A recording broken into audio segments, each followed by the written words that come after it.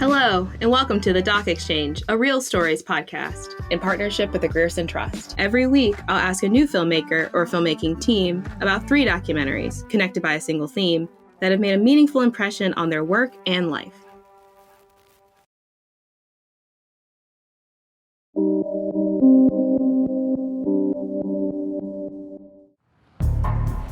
London has always had criminals. The largest city in Britain is like a magnet to anyone wanting to make a bob or two, even if that means taking the law into their own hands. Since the 1900s, as many as 70 gangs have fought it out on London's streets. Gun battles, knife crime, gang rivalries and alliances, robberies, protection and drug dealing. This city has seen them all. The most gang-infested district of London has been the East End. To some, a deviant area, one of physical and moral disorder. To others, it's both a kingdom and a goldmine. London has never bowed to one boss. As a city made up of many villages, it's always had many gangs. We're going to look at 2 gangs, past and present, both caught up in the urban battle for survival.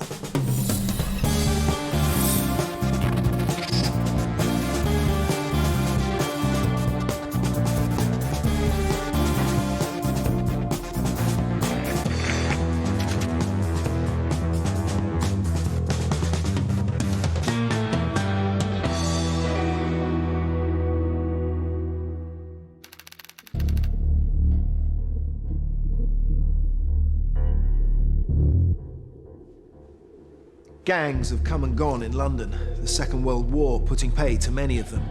The Sabinis from Clerkenwell, a mob not unlike the Mafia, flourished for almost 20 years, but by the 40s they were gone. The Elephant and Castle mob in the south endured into the 50s. But there was one gang which survived right up until the 1960s, and their origins go back to the 1800s. They were the Watney Streeters.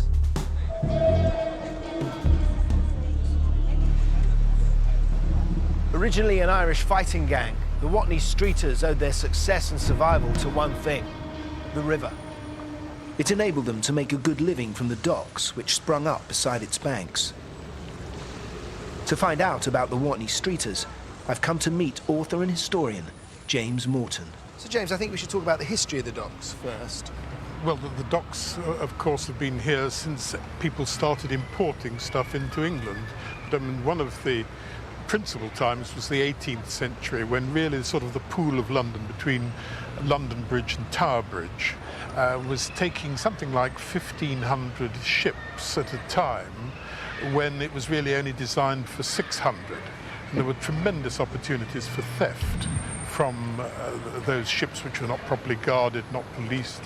The cargoes which were coming in were ivory, furs, tea, coffee, anything, and anything could be stolen and was. And what sort of people were working on the docks? Well, generally speaking, an awful lot were Irish immigrants who'd come over, certainly in the 18th century and also in the 19th century, particularly after the potato famines of the 1840s. The Irish immigrants really settled around Wapping.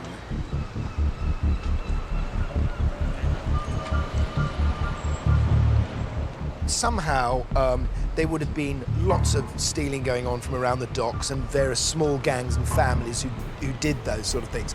Eventually they all sort of came together, didn't they? Yes, certainly the most powerful collection were the Watney Streeters, and they were the people who controlled the docks, who got work on them, who could get a ticket later on to work regularly, who was picked for casual labour, and so on. And they were, to a large extent, they were fighting gangs. So how did they make their money? Well, of course, they were paid a wage for a start, but there was, as with any docks, if you have a dock, you've got enormous opportunities for theft. The people who controlled the union could also decide who worked there, and so consequently, if you wanted to work on the dock, you had to pay money to the people running the docks. So what about if other gangs stole things? If other people stole things, then really it's the same as the Crays down the East End later.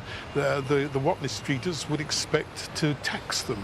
Perhaps if the property came to, I don't know, say £20, they'd want a fiver, that sort of thing. During 1919, 1,500 people were arrested for cargo poaching. The shipping police was formed to oversee cargoes being loaded and unloaded, but the stealing went on. Thieving from ships was almost customary. The theft of rum was prevalent.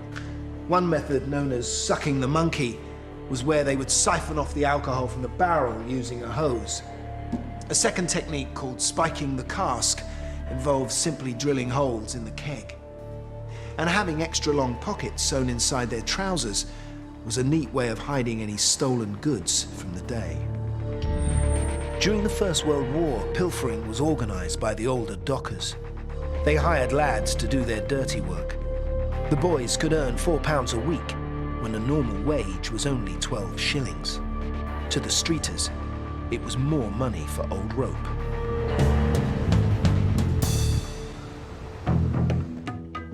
While the Irish immigrants settled down by the docks, 100 years later, a new wave of Asian immigrants were arriving in London. This is Southall in West London. In the 1950s, Indian and Pakistani immigrants came here to find jobs in the factories and at the airport. Now, 85% of the residents here are Asian. The influx of Asians gave rise to the likes of the Teddy Boys and the much more powerful groups like the National Front. The Asians had to defend themselves, so they formed gangs. Now, one of these gangs was called the Tootie Nung. I'm meeting up with a man who has done a lot of research into this, journalist and crime writer Tony Thompson. First of all, tell me about, when did gangs first emerge in this area? Well, around the Southall area, they really started around the late 60s, early 70s, which was around the same time that we started to get a large population of people from the Indian subcontinent coming to this part of London and setting up shop here. In the early days when they were being here, there was a lot of racism, a lot of people being attacked by sort of people like the National Front and so on. And they started to defend themselves by gathering together in vigilante gangs to defend themselves against the racists. But what happened was once the threat from the racists started to fade a little bit, those gangs stayed around, started attacking each other and started preying on the local community themselves. What happened a lot of the time was that they would go to shop owners and local businesses and demand protection money, saying that they would help them to prevent being attacked by racists and so on and guard their properties. Yeah. So they were attacking their own community, really? Yeah, I mean, they started off defending them, but then they went into attacking them once the actual problem disappeared because they still wanted to be around. And they thought, well, we might as well make some money out of this, and slowly moved into organised crime. It's actually exactly what happened with the mafia in Sicily as well. They started off the same way, being a group of vigilantes who, once the threat had gone, ended up becoming an organised crime group. Initially, the gang was known as the Holy Smokes, but caste divisions within it created a rift. So the Holy Smokes in the 70s, they were the big gang, the big Asian gang, and they split at one point, didn't they? Yeah, what happened is that the whole Indian community has a big problem with caste. If you're the wrong caste, you can't sort of associate with people of a different caste. And within the Holy Smokes, they had several different castes, and some of the people in the lower caste felt they weren't being treated properly by those in the higher caste, so they ended up going off and forming their own gang, which they called the Tootie Nungs. They saw themselves as being from the lowest caste. Tootie Nung means the worthless ones. Where there had been unity, there was now bitterness and rivalry between the Tootie Nung and the Holy Smokes. To find out about the consequences of this rift, I'm going along to see Dr. Avtar Lit, founder of Sunrise Radio, which has been here in Southall since the 80s. The radio station is kind of it's really a centre of a community, right? So when was the first time you heard about the Tootie Nung and the Holy Smokes? Well, we used to run a radio station from the marketplace, which is about, in the sort of early 80s, right from the heart of the town.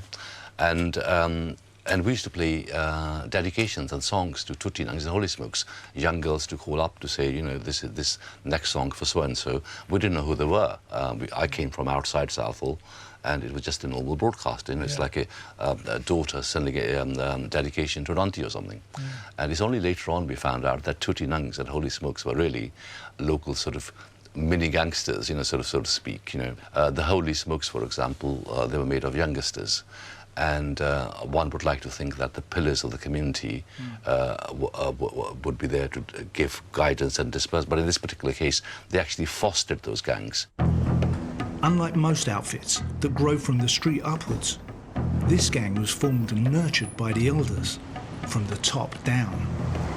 The local community actually had a legitimate way of making money. There were community organizations at the time.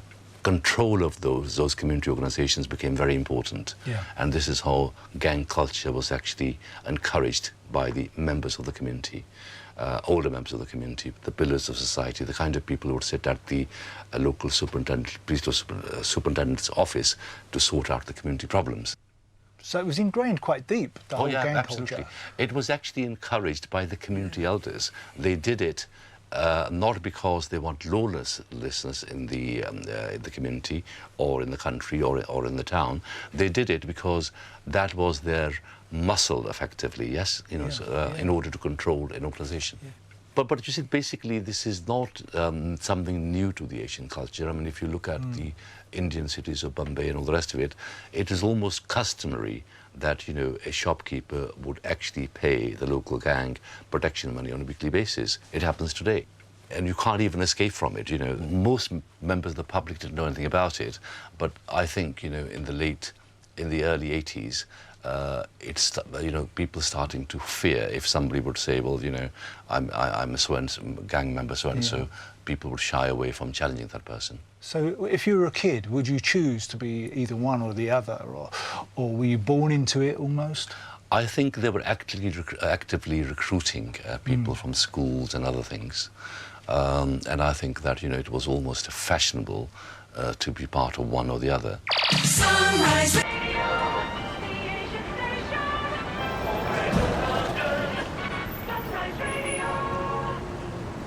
It only hit home to Avtar how threatening the gangs were when he realised their influence extended into his own news team.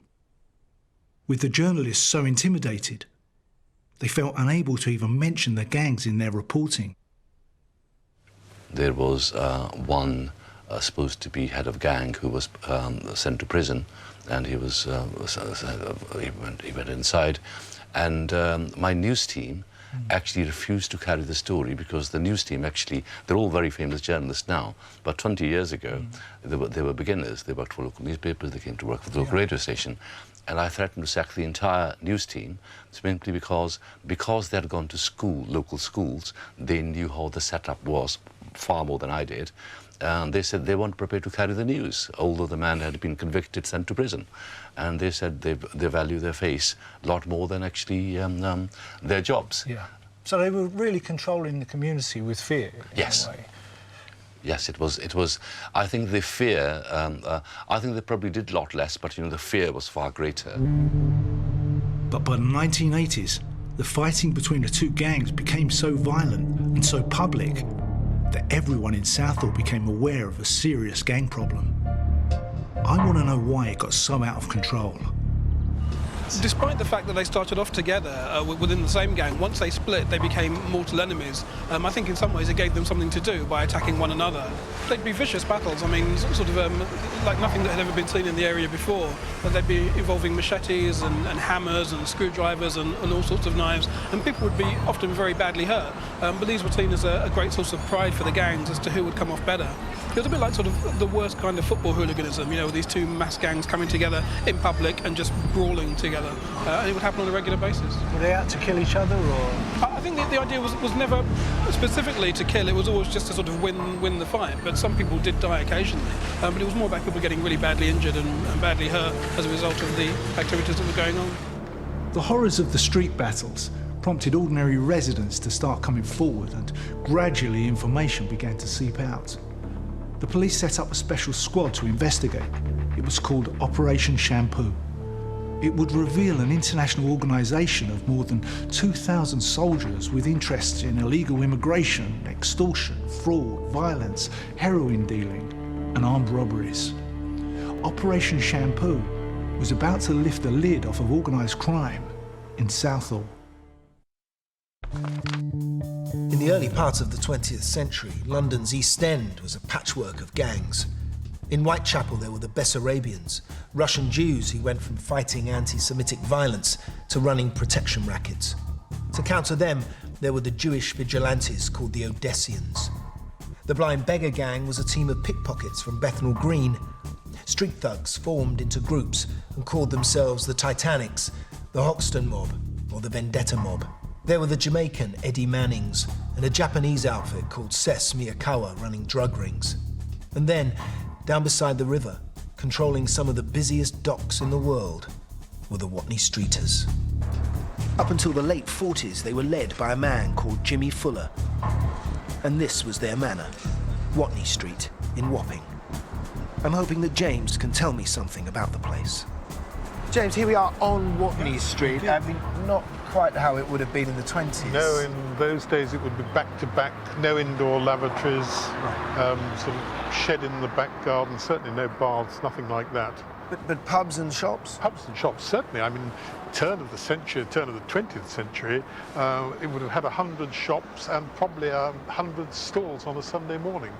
And a strong Irish. And a very strong Irish neighbourhood. I mean, they all intermarried. A big Catholic community would intermarry. I mean, it's always said you never knew who your cousin was because of the intermarriage in those days, at the, as I say, turn of the century. And the Watney Streeters maintained a presence, certainly, throughout the 1920s. For example, they were used by a man called Arthur Harding, or so he says, to break up parts of the general strike. How many people were in this gang? I don't know, it's a very loose, amorphous thing. I can't think it's a gang. I think that they were, generally speaking, a fighting community, and if you needed them, they would rally round you. If they weren't fighting themselves, they'd come and help out. Yeah, they were obviously fighters to hire. Big fighting gang, yes. There were several gangs that the Streeters had to fend off. One of them was the Sabinis, a mafia outfit from Clerkenwell. Certainly the story is that they one day ambushed the Sabinis, who came on a recce down here, I think, to deal with some bookmakers, and they found they'd walked into a trap. And the Watney Streeters allegedly, and this would be the middle 20s again, gave them a good hiding and sent them back to Clerkenwell. The Streeters had been going for over a century. They made a tidy income. They'd got through the war when others had fallen. They'd survived the loss of their leader, Jimmy Fuller. But now there will be two forces which would bring about their demise. The first of these was out of their control. It was quite simply progress.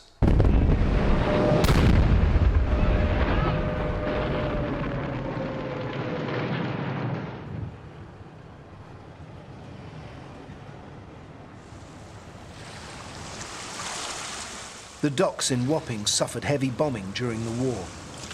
It wasn't worth rebuilding them, and the ships were now getting much larger. They needed deeper water. Trade was moved downriver to Tilbury. By the 1950s, the London docks were closing. And this street was the heart of it. How did it change once the docks started to... Well, of course, you've got terrible deprivations in the war. I mean, you've got sort of Surrey docks, for example, in the war. One night, 380,000 tons of timber was destroyed. So you can think of the terrible deprivation that the East End suffered. Yes. After the war, there's a sort of regrouping, but by the 1960s, you're getting container ships, and the London docks can't cope with them. They haven't got the depth to cope with them. And so the docks move down to Tilbury. Right. And consequently, the Watney Streeters then, or the people on the docks, start to lose their power. The Streeters began to diversify. They worked with the Jewish gangs in Aldgate, who run the clubs, the brothels, and the gambling joints. They provided protection for them. They'd always had a tough reputation, and they liked to fight.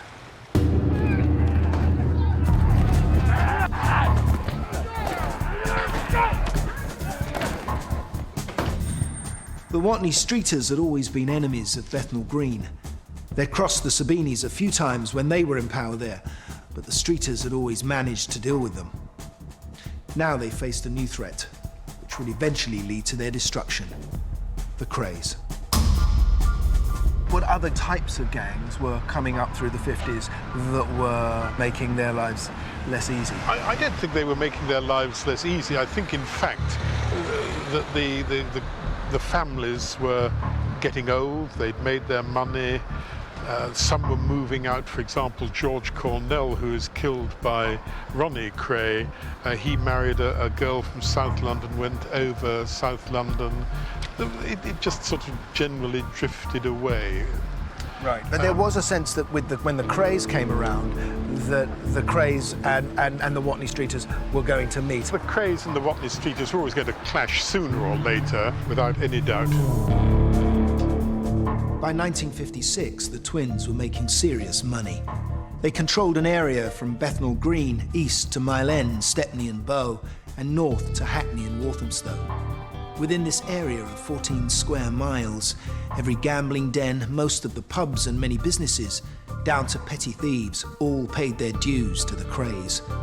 They were already known as the most dangerous mob in London. They would always be a threat to any surviving streeter. And it wasn't long before one of them, called Charlie, attracted their attention. Streeter Charlie would encounter the Krays on several occasions. He had a scam going with local post office drivers who would readdress parcels to places where he could collect them. Ronnie Kray, hearing of the potential of the post office scam, demanded 50% of the profits. Charlie was not forthcoming with any money. He became listed by Ronnie as someone he would soon have to deal with severely. Ronnie's violent hatred towards anyone coming into his manor would lead him in the autumn of 1956 to use a gun and shoot someone for the first time. One of the Watney Streeters, a friend of his, has a run-in with a garage who sold him a dud car, and he creates a bit of difficulty with the vendor of the car, putting it absolutely neutrally. Ronnie won't have this, and he shot the man in the leg. He shot the docker in the leg. Was the garage was paying protection to the Krays at that point, I take it? Yes, that would be the way of putting it. I think Ronnie would always says it was a friend of his, but I have a horrid feeling that money was exchanged for the friendship. And do you think Ronnie did this because he wanted to show other gangs, the Watney Streeters, of his power? Yes, but of course Ronnie was completely out of control anyway, even back then. And whereas another person would have just given him a bad beating or perhaps a cutting, Ronnie took it that one stage further. But it was these moments in Ronnie's career. These are defining moments, where yes. he never had to be violent again. Once he fired those guns in those first few years of his career, he could live off that. That's right. And anyway, eventually, just to show his power, he has a whip round in the East End, and the docker is bought a pub or a share in a pub. And it shows that really sort of the Lord giveth, the Lord taketh. It's a charity as well. But what happened? Did Ronnie get caught for this? There was an identification parade, and no one was picked out, surprisingly enough. Because legend has it that Reggie turned up that day. Reggie turned up and was going to say, if he was picked out, oh, I'm Reggie, and would foul up the identification parade anyway, but it never came to it. The fix was in.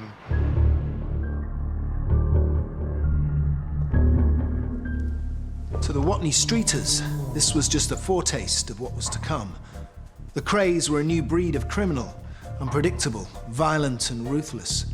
Their hunger for power knew no bounds, and they were about to unleash violence of a type never before seen in the city.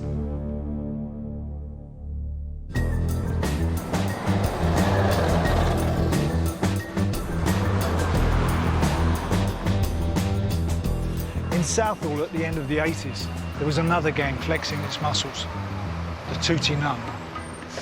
They may not be so well known as the Krays, but they soon became every bit as powerful. One man who had been on the receiving end of their threats was a Greenford shopkeeper called Mirinda Palmer. Shortly after depositing his life savings of £20,000 into a local building society, two young Asian men walking into his shop asked him to come outside for what they said was a business proposition.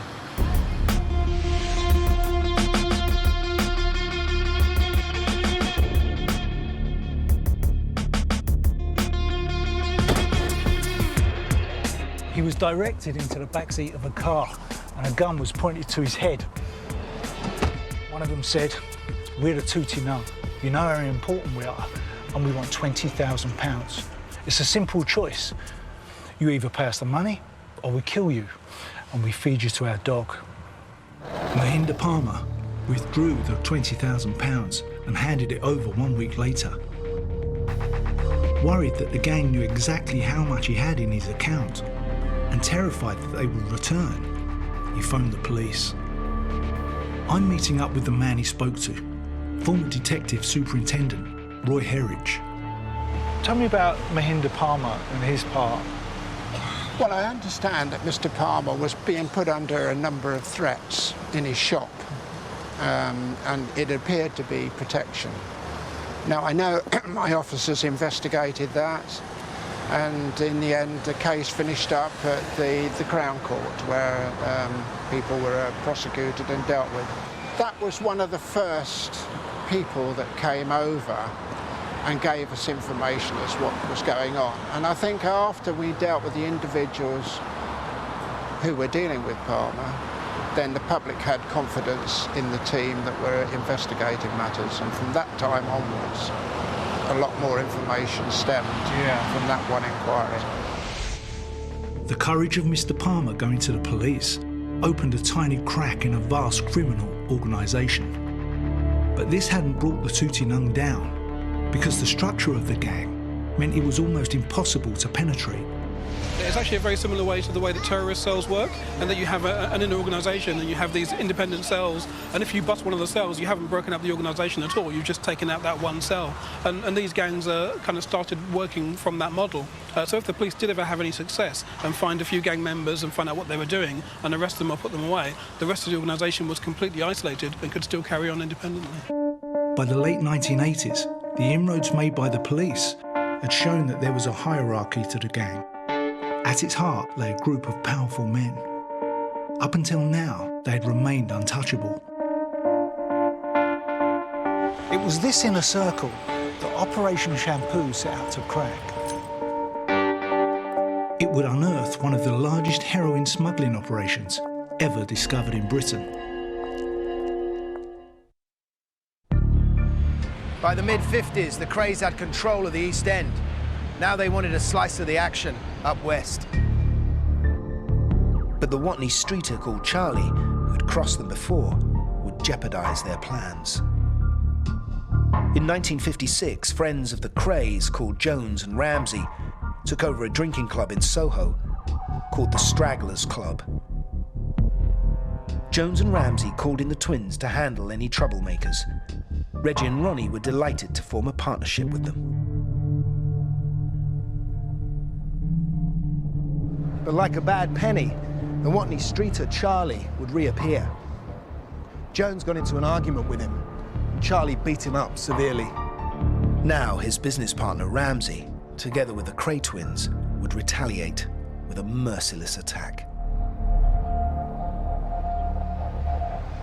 So, James, this is where the fight happened, at the Britannia. It's now a perfect fried chicken place. Absolutely, and it's just, of course, by the Shadwell railway station.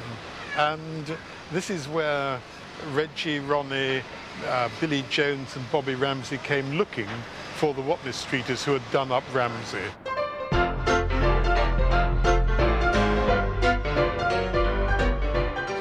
What happened was the streeters got wind that the Krays mob was on its way. In the front was a fellow who got nothing to do with it, but was related to the streeters, a man called Terry Martin. Out the back go the Watney streeters, whom the Krays are really looking for. And there's poor old Terry Martin in front, left really more or less on his own. He's dragged out and given a stabbing with the bayonet. By who? By we know? Ronnie, and possibly Bobby Ramsey. It's difficult to know who really does what, but they all give him a terrible hammering. Just here on this Just pavement? here on this pavement, yeah. And where the Watney streeters Have decamped, yes, very sensibly. Interesting, but it sent out quite a big signal to the Watney streeters. It did, and instead of having taken their revenge on Terry Martin, they then went looking for these cowardly Watney streeters to give them a lesson. I think Bobby Ramsey runs a traffic light, and in those days you might find police on the street, and they're pulled over, and there's a blood-stained bayonet and various other ammunition and equipment in the car. There's some blood on Reggie's tie, which he explains to the court when they go to the Old Bailey, that it had come from a nosebleed while he was watching a boxing match. It was somebody else's blood that had leant out of the ring, and the jury wore it, and there was no DNA in those days. Ronnie gets 3 years. Jones and Ramsey get 5 and 3 years. The Cray twins were tried for assault on Terry Martin. Their attempt to bribe him had failed. In court, the jury accepted that the bloodstains on Reggie's jacket might have come from boxing in the gym, and he was acquitted. Ronnie had no such luck. He took the fall and went off for his first stretch in prison for 3 years. Ramsey got 5, Jones 3. The Stragglers Club was shut down. The Krays were out there getting their hands dirty, but the outfit I'm looking at, a Hindu gang called the Tuti Nung, is a totally different setup. On the street level, there's intense gang rivalry, but at the top, the bosses delegate. They don't fight, they work together. They're not interested in rivalry, they're interested in making money.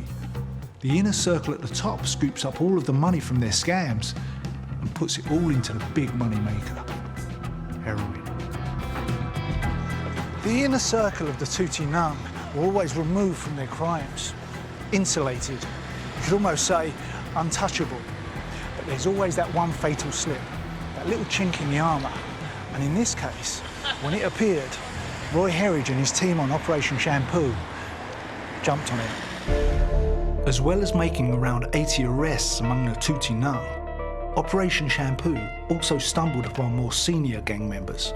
One of them, called Barkat Khan, began to bribe witnesses. How does Barkat Khan fit into all of this? But once the police started Operation Shampoo, they obviously had a number of court cases that resulted. In one of those cases, one of the witnesses was bribed, and the person who was accused of putting the bribes in was this character called Barkat Khan. As a result of that, the police then started following him to see what he was involved in. And it turned out that he was a massive heroin smuggler on a scale that the police had never really come across before. Certainly in this part of London, no one had ever been operating on that kind of scale. The Khan case gave a real insight into the methods used by gangs to import heroin. The distribution was through gang-owned restaurants who can safely import large quantities of goods from India and Pakistan on a regular basis. They have a high cash turnover, extensive storage space, and no one ever looks suspicious going into a restaurant. Barkat Khan ran a highly sophisticated, well-planned and lucrative operation. All the money the Tuti Nung made, in their other frauds and scams, the protection money, the credit cards, the bogus mortgages, was all invested into a massive and regular smuggling operation of heroin into Heathrow Airport. It involved a vast network of gang members, men and women, all working together.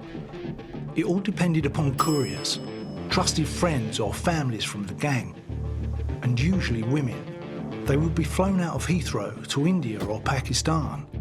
They would usually go for a few weeks and be able to visit their families and have a paid holiday. But on their return, they would bring back heroin. Boarding and body checks in Pakistan could be easily avoided. The gang wielded considerable power there. Officials could be bribed to turn a blind eye. But it was the return trip to Heathrow where the gang's ingenuity and planning will be critical. With vigilant customs officials and the latest scanning devices, it would be risky trying to smuggle the drugs through customs. But the Tuti Nung had a simple, undetectable and foolproof solution. When the couriers entered the baggage reclaim area, they would slip off to the ladies' toilets. There, they would remove the packages of heroin. Each courier had been given a key to the tampon dispenser. Here the drugs were hidden, and the courier, now totally clean, could pass through customs and leave the airport.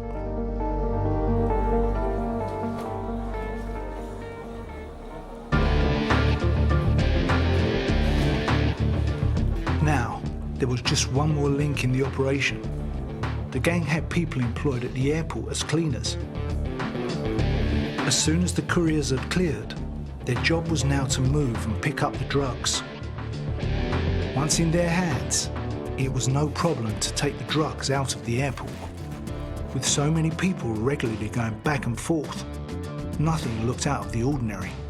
This operation didn't raise any suspicions. That must have involved the gang being everywhere, right? Working in airports. Yeah, I mean, what they did was actually got gang members to go and get jobs in specific places if they knew that they would be useful to them in terms of getting drugs into the country. So it was a very sophisticated operation from that point of view. And police believe that he was bringing in about 10 kilos of heroin a day. How much is that? It was about £100,000 a day, but they reckon it was operating for about 10 years before they discovered it. So we're talking millions and millions of pounds that his gang was making, all of which was coming into the UK as heroin and being spread out within this community and within the rest of London as well. The Tootie Nung were bringing in 10 kilos a day, worth £100,000. They did this for 10 years. That's £365 million. That's the proceeds of all those bank cards and PIN numbers that went missing in the post, all those bogus mortgages and insurance scams, all those threatened shopkeepers, all collected up and invested in drug trafficking. The tentacles of this operation stretch into every corner of everyday life, creating misery for every person they touch.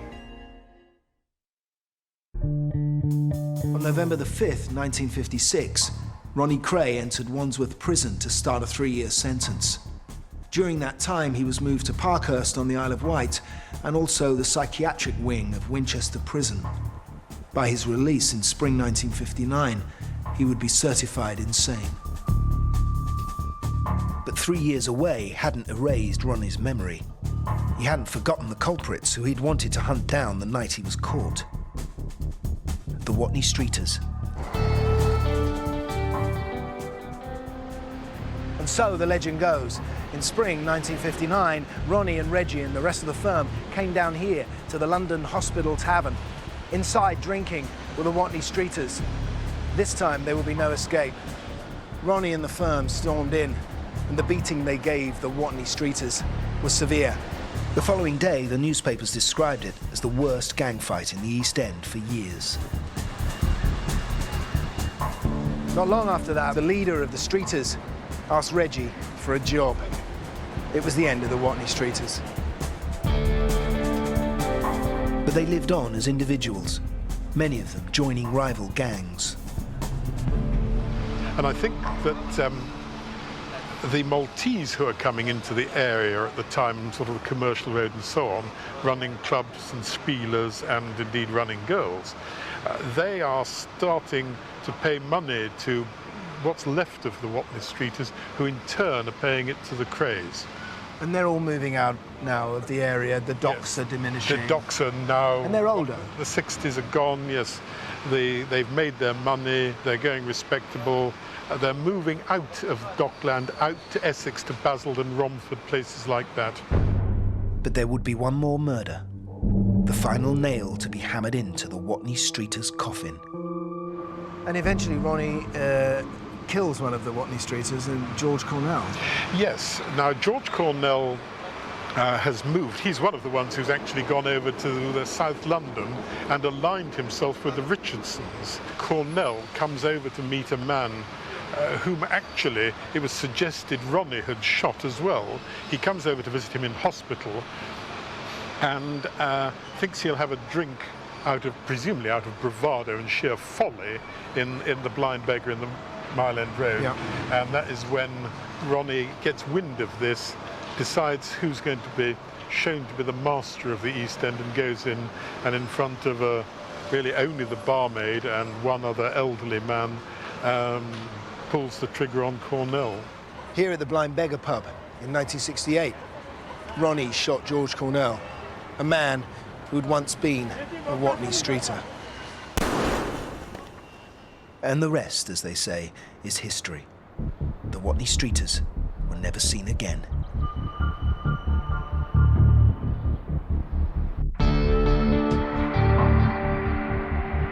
In Southall, Operation Shampoo had unearthed a massive smuggling operation, bringing £100,000 of heroin into Heathrow Airport every day.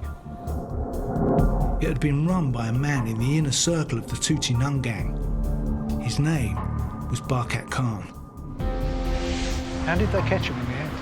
they caught him because they found out about him from the bribe that he tried to make for the witness. Once they started following him, they realised what was going on. I mean, Barkat Khan's problem was that he didn't like delegating stuff, so he was always very hands-on. He was always there to supervise what was going on. So when the police started following him, it was immediately obvious what he was involved in, and he got a long sentence as a result. The police operation in Southall had taken the lid off a massive crime organisation. Khan was convicted of attempting to import heroin. He got 4 years. By 1989, prominent members of the Tuti Nang had become exposed, and more local residents came forward with information to rid gangs from the neighbourhood and from the lives of their children. Well, I think really a lot of the parents wanted their children to be dealt with in order, because they are a very, very law-abiding society in normal life, but these youngsters seem to move away from that society and become gang members. And the parents, a lot of parents came forward to help us. What happened to Shampoo in the end? Well, in Operation Shampoo finished just before I retired, actually. And I think really at that stage we'd come to a virtual end of our inquiry. I think we dealt with the major part of the Tuti nuns and holy smokes, and I think if you speak to the community now, those individuals have been dealt with as far as the law is concerned and have come out and have very happy, straightforward families now and have good businesses.